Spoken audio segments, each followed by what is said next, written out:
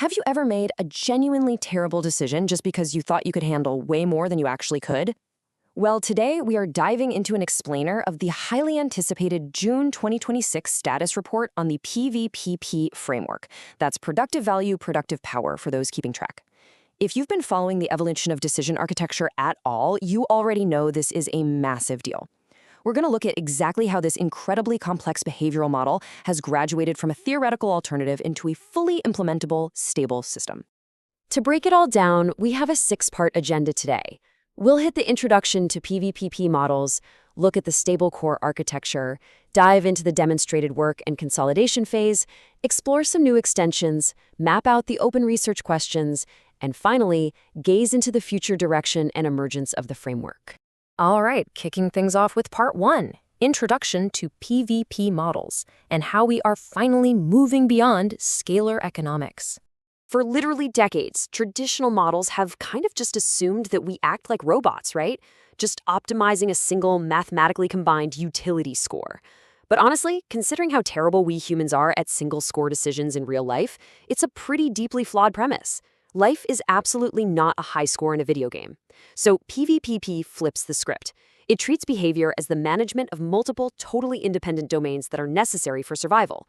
Think energy, safety, social trust, and resources. You cannot just average those out. A massive surplus of energy doesn't really save you if your safety drops to absolute zero, does it? The framework explicitly models how systems prevent those individual domains from collapsing. Moving right along to part two, the stable core architecture. This is the bedrock of the framework. Now, the actual bedrock of this framework draws a remarkably strict boundary between actual productive power, which is objective reality, and perceived productive power. In this system, decision pipelines operate entirely on perceived productive power, meaning an agent acts on its beliefs and its interpretations, not on objective reality.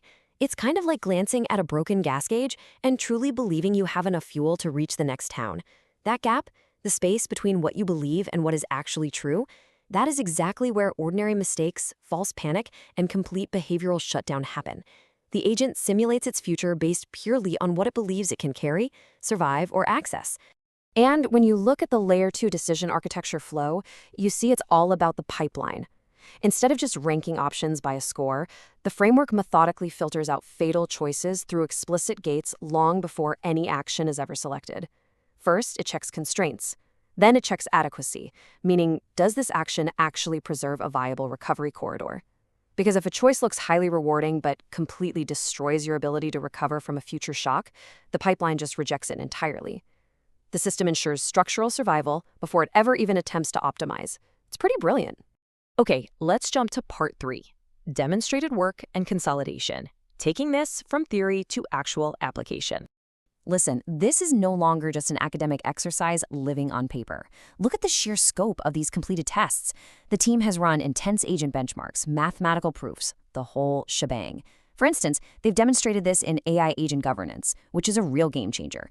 The framework successfully prevents autonomous agents from accidentally trading away their foundational viability just for a short-term benchmark reward. In one simulation, a standard scalar agent chose a dangerous shortcut because, hey, it yielded a higher immediate score. But the PVP agent, it completely rejected it because it violated safety constraints. It literally proves the math works in practice. And that brings us to a major thematic milestone for the project, consolidation. Because of all this success, as of June 2026, the framework has formally entered a phase of controlled consolidation. The creators are enforcing strict document discipline now. They are locking down the core numbered folders and actively preventing any downstream experiments from silently rewriting these proven core rules. The foundation is poured and it is dried.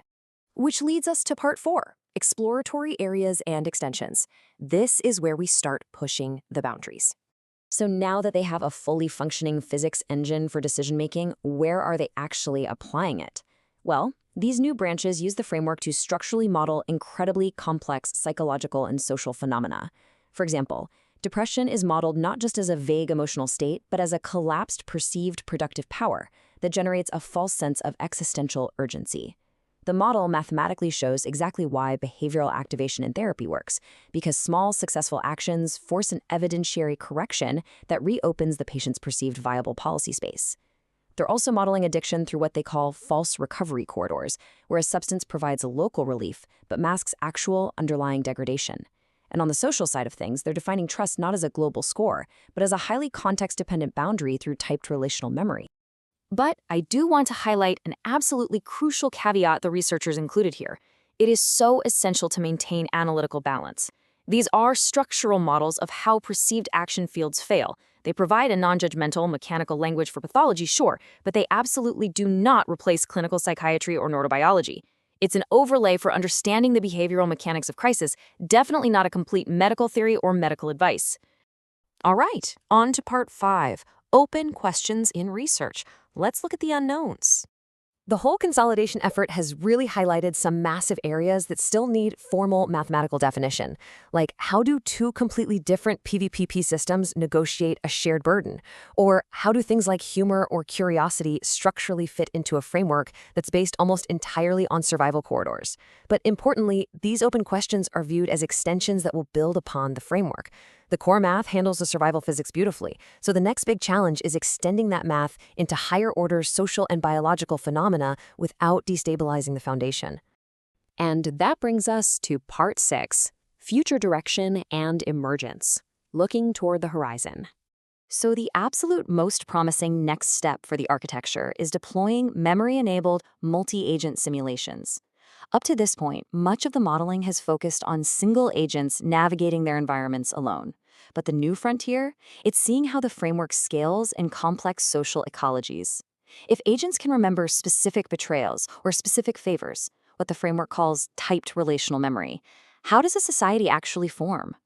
This is why it matters so much. It serves as the ultimate bridge between individual psychology and global sociology. To wrap things up, we really find ourselves at a thrilling frontier. The framework appears to have largely completed its foundational phase. And the next major question is, what emerges when memory-enabled agents repeatedly interact, cooperate, compete, and build long-term social structures? It's incredibly exciting. We now have a robust architectural pipeline that actually mirrors the real constraints of living beings. So I'll leave you with this thought to ponder. If our entire economic and social reality is built on agents interacting based on their perceived reality rather than true reality, what happens when we finally have the mathematics to simulate exactly how those fictions either hold a society together or drive it toward total collapse?